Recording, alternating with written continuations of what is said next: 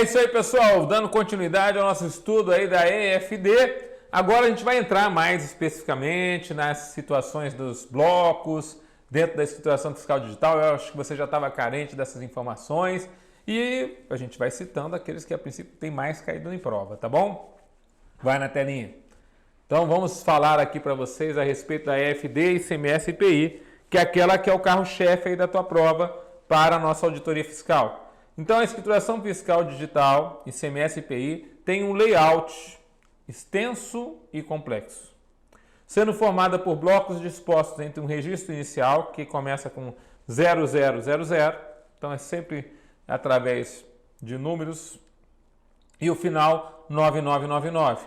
Todos os blocos possuem um registro de abertura e um registro de encerramento, além de registros de dados, que nós vamos ver mais adiante. Cada um se refere a um conjunto de documentos e de informações fiscais. Então, uma escrituração digital ela começa, né, com os blocos. A representação, então, dos blocos no arquivo digital compõe a escrituração em uma sequência lógica e obrigatória. Então, você começa sempre com... Então, a escrituração fiscal digital de uma empresa é assim, ó, bloco 0. Aí você tem lá no bloco 0 a abertura do bloco, né, que é o 0000, a identificação da empresa e as referências a respeito da empresa. Então, o bloco 0 é o bloco inicial, você vai começar por ele. Depois, se a empresa, além de pagar ICMS, paga ISS, então ela escritura obrigatoriamente o bloco B. Então, é para a escrituração e apurações do ISS.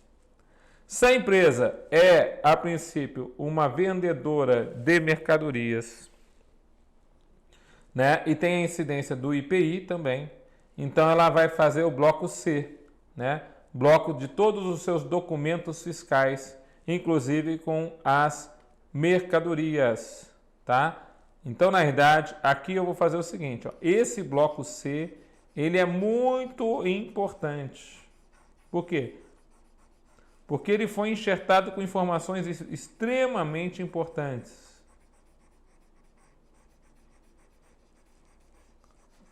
Que são as informações de dados do produto dentro das notas fiscais. Olha aqui para mim. O bloco C, ele é muito citado na nossa prova. Por quê, professor? Porque quando você vê uma nota fiscal, ela vai trazer lá na descrição do produto uma informação, né? Então, caderno universitário de 10 matérias, 200 folhas. Beleza. Então, na idade, você tem ali uma descrição que vai parar em algum lugar, dentro da escrituração fiscal digital. O local é o bloco C. O bloco C vai discriminar totalmente qual é o item que foi comprado, a quantidade, a forma de você avaliar essa quantidade, se é unidade, se é peso, se é volume. Então, tudo isso está no bloco C, todo o detalhamento. Então, toda vez que a gente for falar de inventário, bloco C. Toda vez que a gente for fazer contagem física, bloco C. Quer dizer, o bloco C ele vai discriminar a nota fiscal quanto aos seus produtos, item a item de nota. Tudo bem? Volta na telinha. Então, esse bloco C ele acaba sendo extremamente relevante para a nossa fiscalização, para a nossa auditoria fiscal. O bloco D também fala de documentos fiscais, mas somente quanto a serviços. Então, serviços que têm incidência do ICMS. Veja, não é aquela nota fiscal... Serviços que têm incidência do ICMS. Não é aquela nota fiscal específica, não. É a situação de serviço de comunicação, serviço de transportes. Então, esses serviços também vão ter a incidência do nosso imposto. O bloco E já é o bloco da apuração. Vamos falar aqui, ó.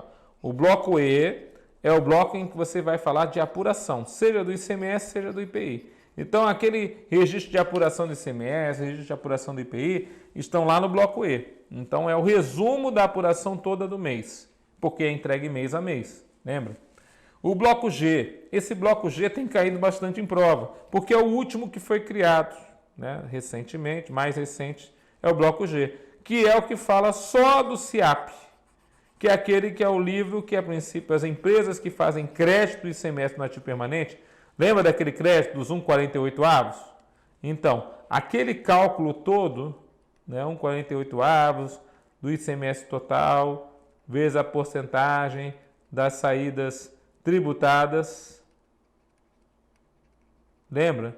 Então, para nós, aquele CIAP, ele é o bloco G, dentro da escrituração fiscal digital. Então, eu tenho um bloco só para ele. O bloco H é o inventário físico. Na verdade, são todos os itens que estão dentro do inventário.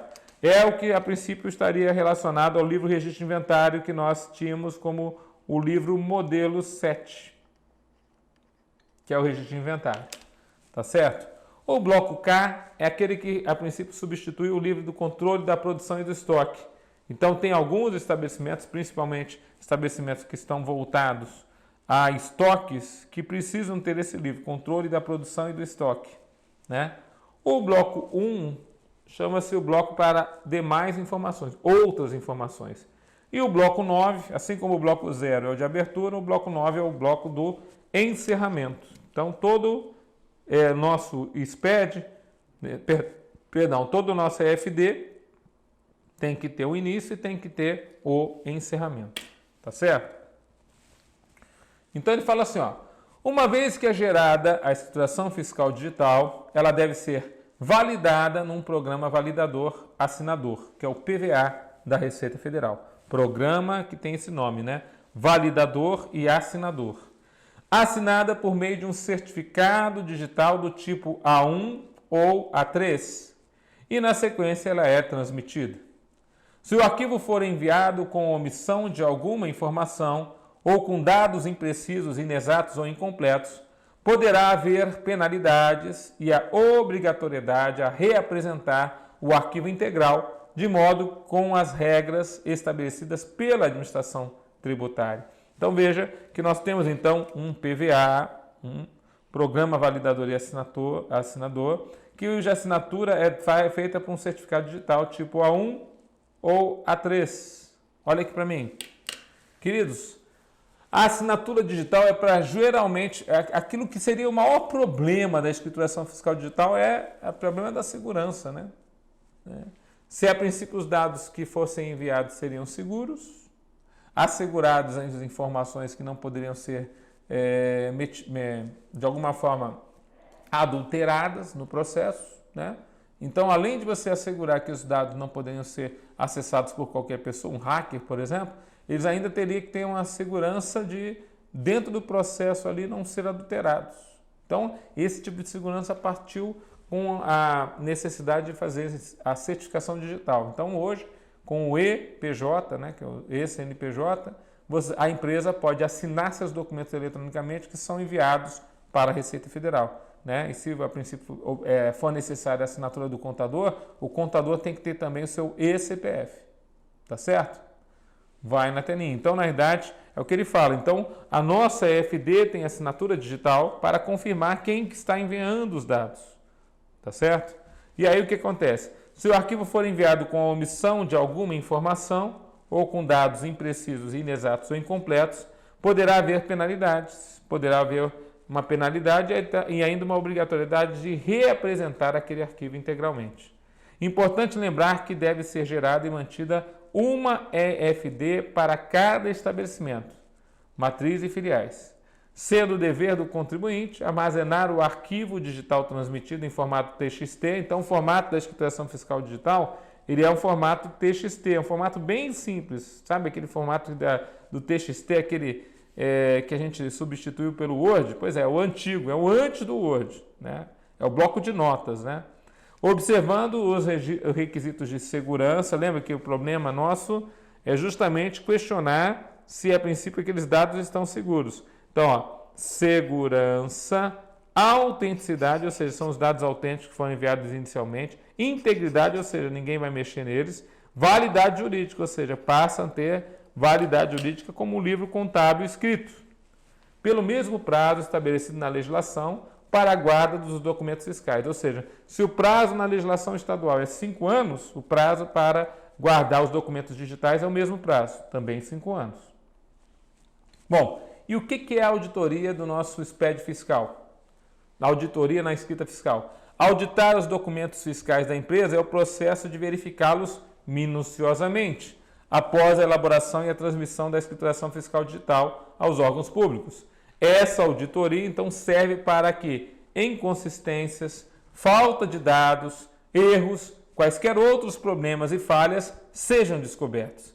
Assim, o fiscal pode agir para autuar após a entrega da EFD. Olha aqui para mim. Então, quando nós estamos fiscalizando uma escrituração fiscal digital, que é um item do edital de vocês, nós estamos preocupados com verificar aonde estão adulterações, irregularidades, situações que a princípio são contrárias à legislação e ali nós vamos fazer a autuação. Então, por exemplo, dá um exemplo aí, professor. O camarada foi lá e declarou no Código 1556 aquele material como material de uso-consumo. E aí ele foi lá e se creditou do material de uso-consumo. Mas nós sabemos que a legislação do ICMS alterou a data para crédito do material de uso-consumo somente a partir de 1º de janeiro de 2033. Ou seja, qualquer crédito de material de uso ou consumo feito hoje é considerado ilegal. A não ser que tenha alguma circunstância ali para poder comprovar aquela situação, nós vamos dizer que esse material de uso e consumo não poderá dar direito a crédito, somente a partir de 1º de janeiro de 2033. E aí todos os créditos de material de uso e consumo que a empresa tiver deverão ser autuados. Créditos indevidos. Tudo bem? Vai na telinha fiscal. E como funciona a auditoria, né, do SPED fiscal?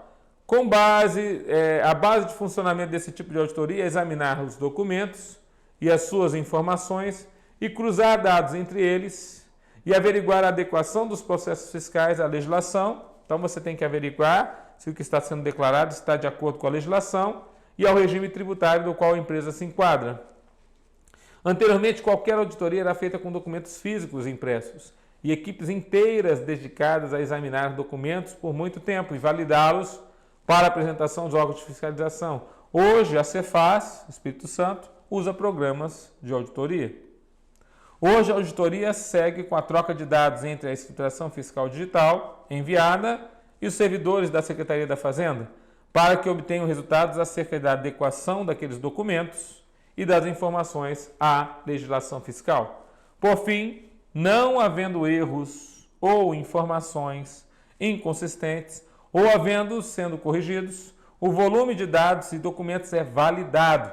Então, podem dar base à escrituração fiscal digital para serem transmitidos aos órgãos públicos. Do contrário, o resultado é a não validação, com apontamento de que precisa ser modificado para que a obrigação acessória seja cumprida com sucesso. Olha aqui para mim. Então, antes do contribuinte conseguir enviar a escrituração fiscal digital, ele precisa passar pelo programa de validação. E o programa de validação vai ver se a forma que está sendo enviada está de acordo com todo o registro, os registros que a princípio existem para a escrituração fiscal digital. Se estiver começando lá com 0000, terminando com 9999, cumprindo os requisitos de cada bloco, com início, meio e fim, então se tudo aquilo aparecer dentro do arquivo, o arquivo vai ser validado e aí sim houve o cumprimento da obrigação acessória de entrega do arquivo. Tudo bem? Volta na telinha. Então houve o cumprimento dessa obrigação acessória. E o problema não é só isso, né? Quer dizer, tem multa, né, para quem não entrega essa obrigação acessória. E aí os contribuintes também querem fugir dessa multa. Prevenção contra multas. Uma das penalidades previstas pelas empresas obrigadas a entregar a escrituração fiscal digital é a aplicação de uma multa de 1% do valor referente à operação informada com erro ou inconsistência. Veja, 1% do valor referente à operação informada. Se a operação for de valor alto, a multa se torna grande, né? E tal penalidade é atribuída a cada ocorrência encontrada na escrituração fiscal entregue. Ou seja, quanto mais erro você entregar, maior é o prejuízo da organização em pagamento de multas e o resultado final pode ficar bem pesado, né? Por exemplo, multas para entrega da EFD do ICMS do IPI são as seguintes: R$ 500 por mês para optantes pelo Simples Nacional e empresas que estão no lucro presumido. Veja, o cara é do Simples Nacional, deveria estar pagando menos tributo e ele vai pagar R$ 500 por mês só de multa pela não apresentação a respeito daquela situação. Ou R$ 1.500 por mês para empresas do lucro real. Então, R$ 1.500 por mês para empresas do lucro real. É importante ainda lembrar que tais valores começam a ser aplicados assim que o prazo para uma entrega mensal se encerra. Logo no dia seguinte, em caso de atraso, já existe aquela multa. Então, um dia de atraso já tem uma multona para pagar. Após uma auditoria da FD, algumas constatações como as seguintes podem surgir. Então, vamos aqui a algumas constatações de auditoria de uma escrituração fiscal digital. Vamos numerá-las aqui com você. Então, 1. Itens de nota fiscal que não foram escriturados. Então, na verdade, nós vamos comparar a escrituração digital com as notas fiscais emitidas. Então, a primeira comparação é, você vai pegar itens que foram emitidos, mas não foram escriturados. Olha aqui para mim. Então, a gente já tinha essa característica, né? Já tinha como fazer isso. Quando a fiscalização era feita totalmente em papel, nós pegávamos todas as notas emitidas pelo contribuinte, ou uma amostragem, e comparávamos com os livros fiscais. Então, você pegava uma mesa, você botava os livros fiscais, as notas fiscais, e nós fazíamos o que o fiscal normalmente fazia antigamente, lambia a nota. Até o dia que o Tudão resolveu ficar lambendo nota, realmente, literalmente, como o pessoal fazia na antiga, lamber nota. Só que aquele arquivo que eu estava mexendo, aquelas notas fiscais, eram muito velhas. Fiquei com a boca cheia de afta. Nunca mais lambi nota daquele jeito. Aí a gente pegava aquele, não sei se tem uma pastinha, né, que você bota no dedo assim, e você vai virando as notas fiscais para procurar. Veja, tudo isso acabou, querido. Agora você está longe das aftas. Eu tive lá, né, estomatite por causa daquele negócio de ficar mexendo com a língua. Lambedor de nota. Para com isso, Tudão! Vai na telinha. Então, itens das notas fiscais não escrituradas na FD. Ou seja, tem nota que é emitida, mas não está escriturada. Já é uma primeira irregularidade. É claro que essa nota emitida não escriturada pode estar abaixando a receita. Justamente para quê? Omissão de receita, não pagamento de imposto. Segundo item que nós também nos deparamos nessa importante informação. Ó. Créditos recebidos de ICMS que não constam nas informações importadas para o SPED fiscal. Ou seja, existem créditos que não estão nas informações da escrituração, mas a princípio apareceram lá dentro daquela determinada circunstância. Não estão na informação da escrituração do SPED, mas de alguma forma estão lá previstos na nota fiscal. Então, créditos que a princípio não estão escriturados. 3.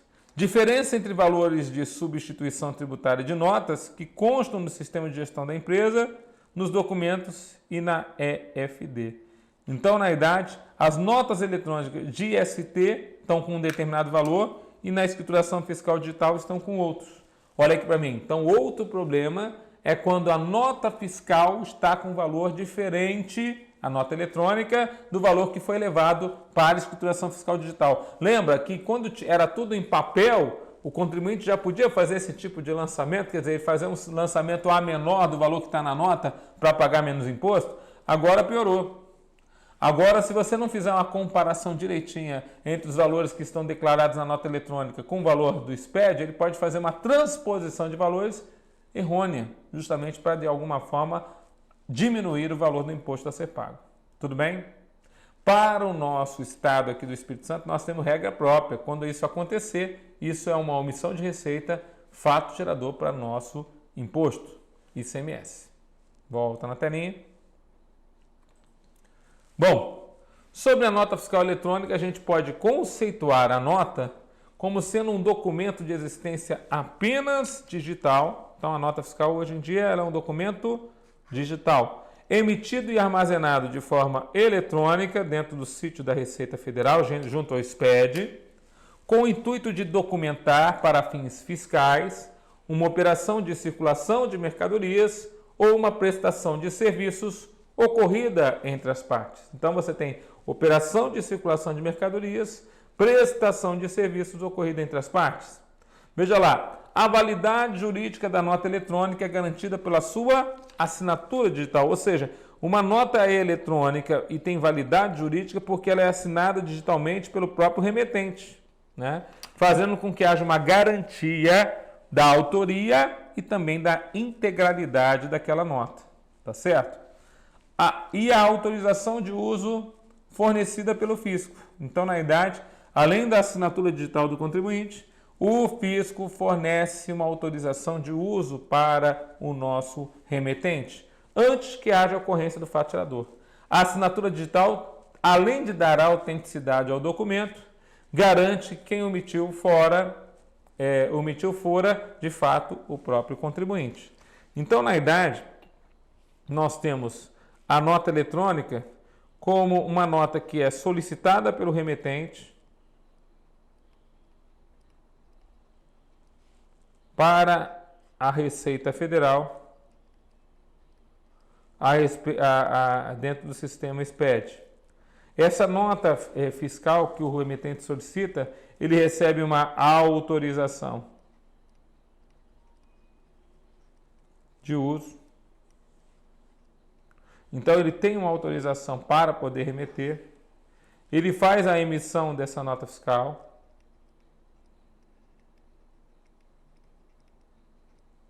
E ao emitir essa nota fiscal eletrônica, após ter recebido essa autorização de uso, nós dizemos que o destinatário vai dar o aceite de que aquela operação realmente ele está de acordo. Após o aceite do destinatário, então a mercadoria vai poder sair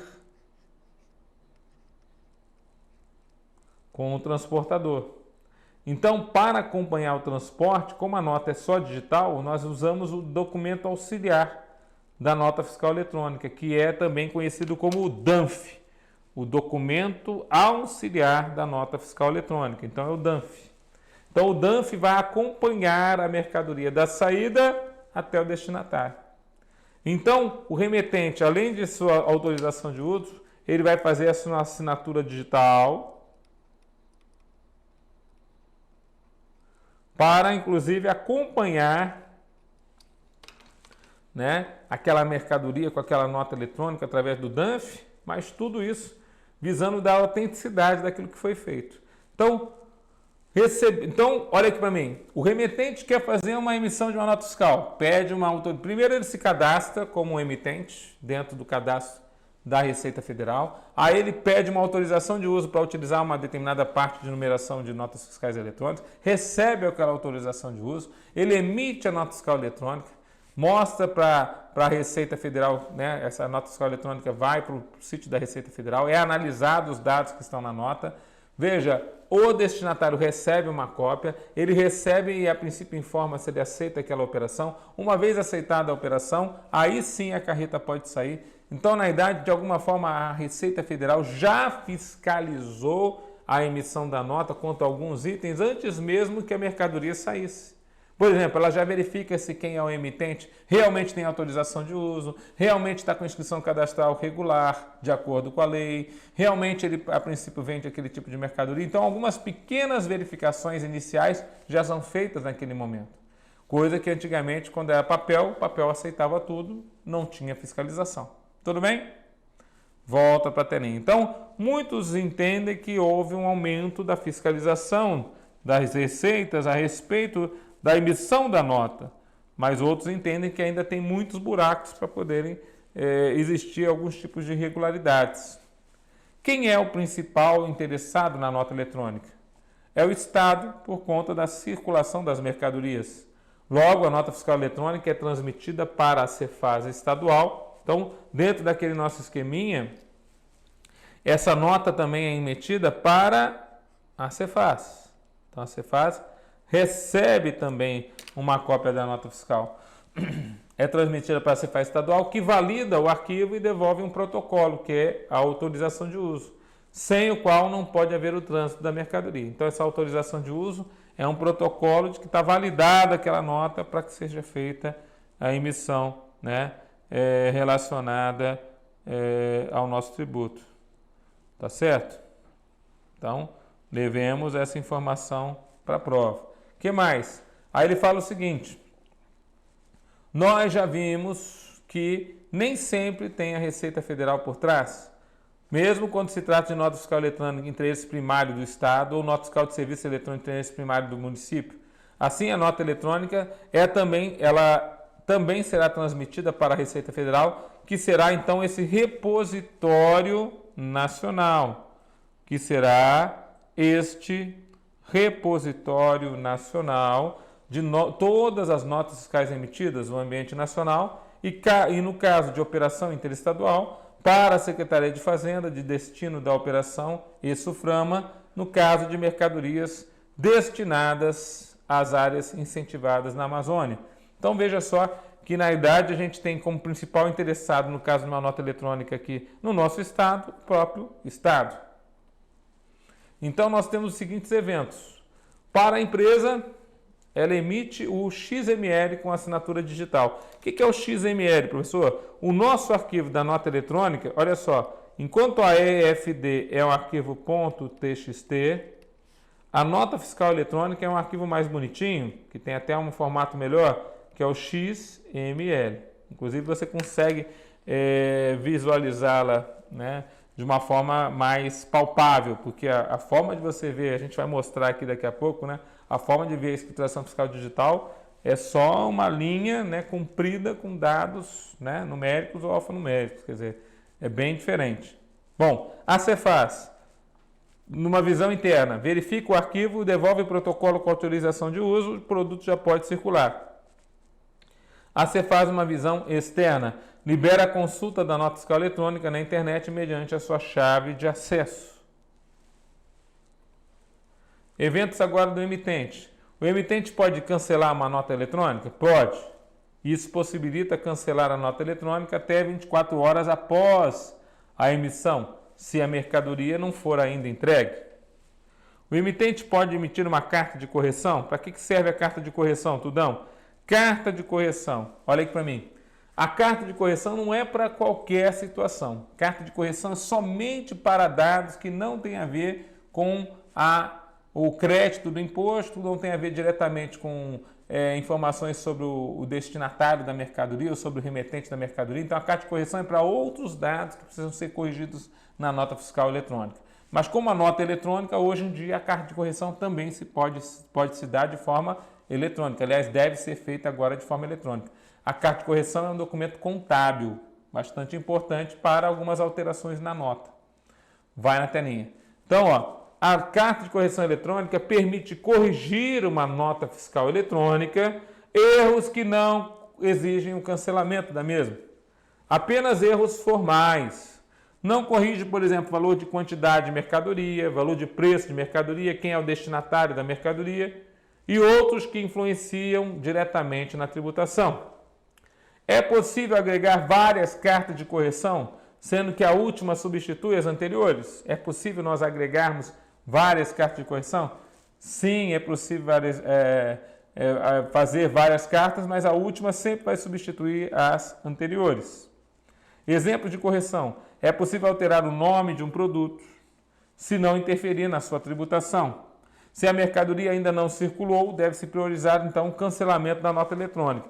Então, ao invés de eu preferir a carta de correção, se a mercadoria ainda não saiu, ou seja, o fato gerador não aconteceu, nós vamos preferir a nota fiscal eletrônica. Inutilização. Inutiliza a sequência numérica da nota eletrônica. É útil quando há algum tipo de falha ou de omissão na numeração causada por um erro de tecnologia de informação ou quando o fisco não autoriza a utilização de um determinado número. Olha aqui para mim. Quando a gente vê esses eventos a respeito da nota fiscal eletrônica, nós percebemos que existem eventos que geram importantes informações a respeito de como que a nota, né, funciona.